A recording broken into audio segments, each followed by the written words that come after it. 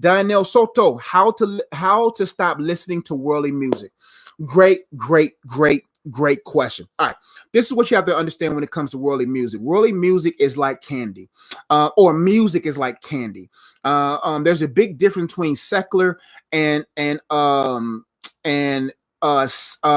what's the other phrase? Secular and sacred music. Sacred music is music that's designed to give glory to God and to uplift the soul, to keep people pointed mentally, emotionally, and spiritually pointed to God or the things of God, helping them progress in their purpose. Secular music is music that has no intent to glorify God. It glorifies and magnifies things of the world. There's even Christian music who is more secularized than sacred. If you understand, if you process the lyrics, you will be able to see just how self-seeking and self-centered and how human-centered these worship songs are, and it has no real true purity. And you notice that with artists that their first couple of albums were very sacred, very full of substance, and then next thing you know, down the road they kind of change, because in order to make change, you got to change. And most people do not trust God and His timing when it comes to financial blessings, and so. And people just want to go and get the quick buck, so they compromise in order to get the prize that they want in life. Now, when you begin to understand that music is the only thing that can infiltrate your mind without permission, you will begin to take music very seriously. And when you understand that in music, period, since music has a way of affecting the subconscious and the conscious mind, the architects, the MCs, the masters of ceremony is what the MC stands for, and these individuals who are utilizing their music to cast spells on people, utilizing certain frequencies to get you into certain moods, then you will begin to say, this is just not a song.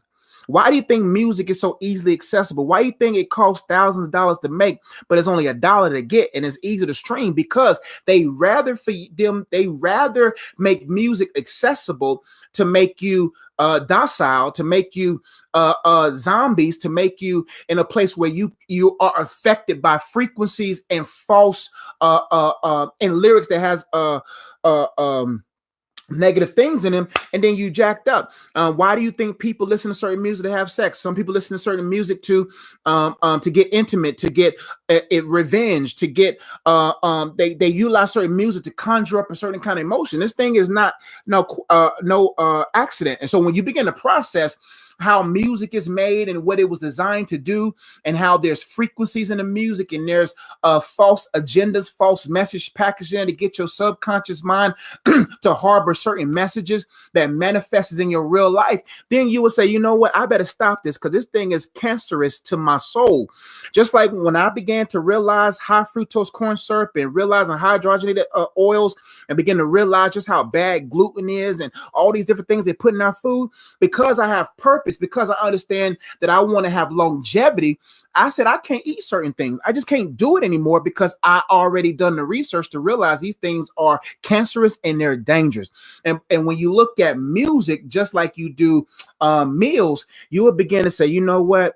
I only want to ingest things that will help my body, help my mind, help my soul, help my emotions heal itself.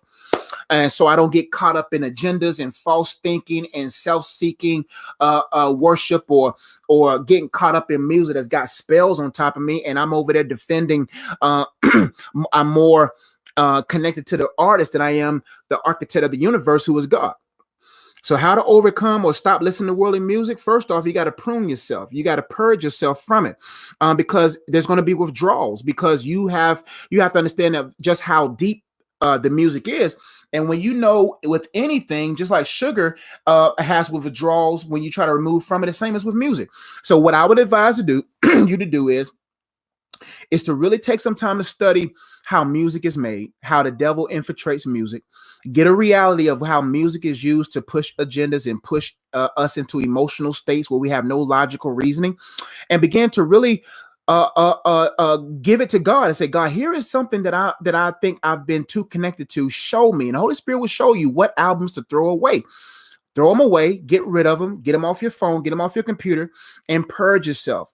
And then you'll begin to see when you go back into certain songs, when you go into places where people are playing music, you begin to feel weird. So when I hear certain songs, because I'm so far removed from listening to that music all the time, when I'm in a store or when I'm with someone who's playing it, my spirit feels weird because I've been removed from it. That's just like when you haven't ate sugar in a while. Once you taste it, it's super sweet compared to when you was eating that sweet thing all the time. So first off, you got to respect your soul, respect your mind, and say, you know what? I only want to allow in my body, in my mind, in my soul, things that's going to make sure that I become my best self for God's optimal use. And that's it. Great question. That stuff is sickening and it's destroying a lot of people. And most people don't understand frequencies. People don't understand just how the subconscious mind works, and it jacks up a lot of people. That's why music costs a lot to make, because they put a lot in it, but they make it so easily accessible to us because they know I'd rather have you slaves of me, because if I make you a slave and cast spells on my music and make you a slave of me, I can keep making money off you, because that's how it is. That's why people keep buying Mountain Dews, keep buying. I was getting honey buns all the time because I was addicted, and they kept making money off of me, because if it was healthy for me, there's no need to be addicted.